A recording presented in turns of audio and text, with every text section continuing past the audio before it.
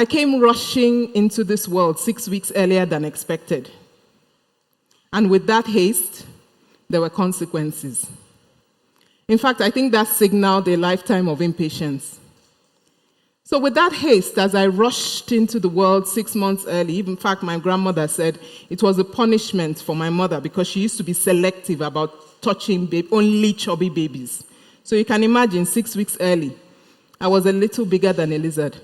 And so I required intense newborn support. I required 24-hour incubator care, breathing support, and tube feeding.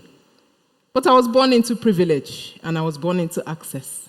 And not because of money, because I think that's where most people will think when we talk about privilege and access.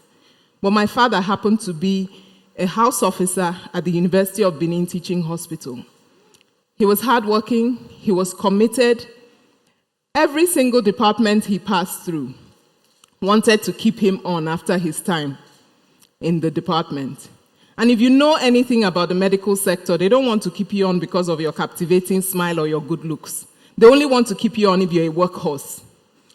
And so it was all well and good. He was loved in the hospital. But the most troubling for my mother was the fact that psychiatry wanted to keep him on. And so she started, her response was prayers, fasting, night vigil, until he turned them down. And so I had the best of healthcare in University of Benin Teaching Hospital. The staff were committed to ensuring that I survived those critical first few weeks of my life. In fact, I was so well taken care of that at a point, the head matron was now worried because I no longer cried because I was fed on time. I was no longer hungry. I had no need. Everything was well taken care of. And so she said, no. This I can't come and kill myself attitude will kill these girls' hunger detectors, and they would die an untimely death. And so she started delaying my feeding. But that quality of care, that deliberate, intentional provision of care was something that I had access to because of my father and because of the system that was in place in Benin. And so fast forward, 2 decades later, I had started clinical medicine at the famed 400-bedded hospital in Enugu, the then University Teaching Hospital site that was in Enugu. And so this was my first direct interaction with patients.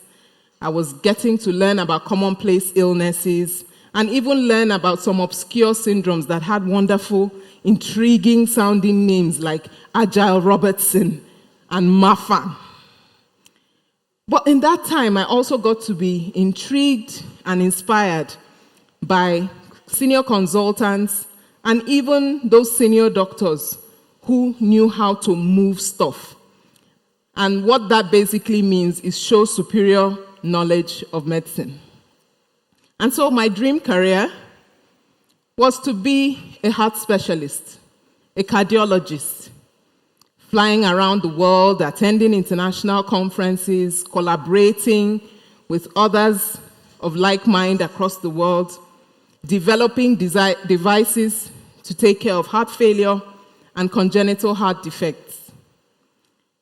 And so I was so loyal to this dream career that when I was examined for community medicine in my 5th year, one of the examiners said, "You will make an amazing public health or community medicine specialist." I was annoyed.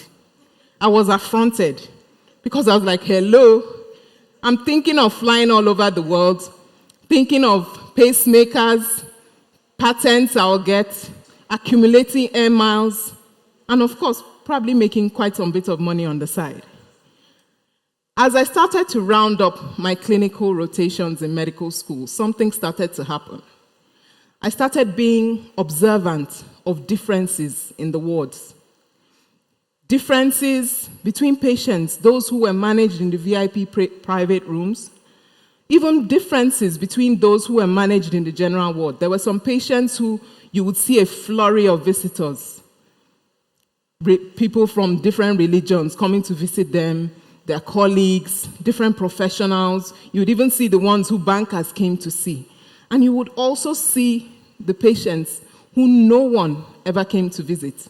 Patients who, when we medical students would go to disturb them and clack them and ask them about their medical conditions, they'll be excited because it was some form of human interaction which they didn't even have. Patients who, like the son of a mechanic in Obiago in Enugu, accidentally drank battery acid because it was carelessly stored in a Coca-Cola bottle. It sealed off his throat, and I would often go to see him and communicate with him as best he could. And I found myself sometimes codedly sharing my pocket money with him just so that his bed space could be paid for.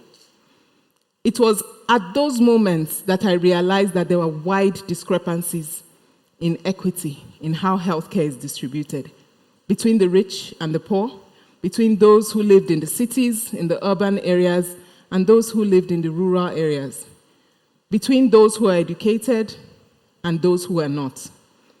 And before I knew what was happening, my ambition to be a world-class cardiologist, flying around the world, accumulating air miles and public dollars, went up in smoke. Fast forward to several years later, I had graduated from medical school, I had completed my house job. I was just 6 months into my National Youth Service, a young wife nursing my beautiful, energetic, and ever-hungry baby girl. When suddenly I noticed a sinister lump on my shoulder. Of course, I was a freshly baked medical doctor, so I knew my stuff. I had a list of possible things. Perhaps it was from poor drainage, from very creative breastfeeding methods. Or maybe, possibly, it could have been, hey, God, oh, I've caught TB from that patient I managed in the emergency last week. But nothing, absolutely nothing, prepared me for the alarm that I saw on the face of my general physician, my radiologist, my internal medicine specialist, as I moved from blood test to chest x-ray to chest CT scan, and ultimately a diagnosis of stage 2 Hodgkin's lymphoma, a blood cancer. In that time, I had access. I was a doctor myself. I had a devoted husband. I had a supportive family. And I had a network of best friends, colleagues, classmates who were working in some of the world's top hospitals. And so advice, medical suggestions, and connections was not a problem for me. And so I went through the next 6 months of excruciating bone marrow biopsies, more radiography scans than I cared to count, and an intense regimen of chemotherapy. I then survived the next 6 months in a perpetual state of nausea and indigestion, not appreciating or enjoying the taste of food, but having to eat just to get by. But at the same time, I was committed to not letting it truncate my youth service, because I was in a clinic attending to service personnel, policemen, and I valued that work. And so I made sure that I had my treatments on the weekends, so that by Monday, I would be back attending to my patients. And so by the time I was getting my NYSC discharge certificate, I was also getting the all clear saying that the cancer was in remission. One thing that my diagnosis highlighted for me was, if this was what I, with all my privilege, all my access, went through emotionally, physically, and financially, what would be the fate for the everyday Nigerian? And so, of course, being consumed by public health, I left for the UK to study for a master's degree in international health management, studying health policy, health financing. I was joining teams in the Federal Ministry of Health to carry out health education, health promotion campaigns in various communities in Abuja, in Nasarawa State, in Niger State. In that time, the networks that I built, the relationships that I forged, opened a doorway for me to eventually get into the National Blood Service, where I was so committed and passionate that people started calling me a vampire.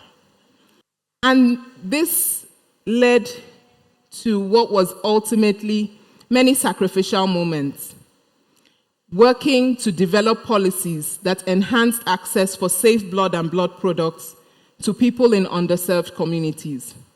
Women who the difference between their survival of pregnancy or childbirth is the availability of 1 unit of safe blood. And so we did our work around various communities, and I distinctly recollect 2 occasions.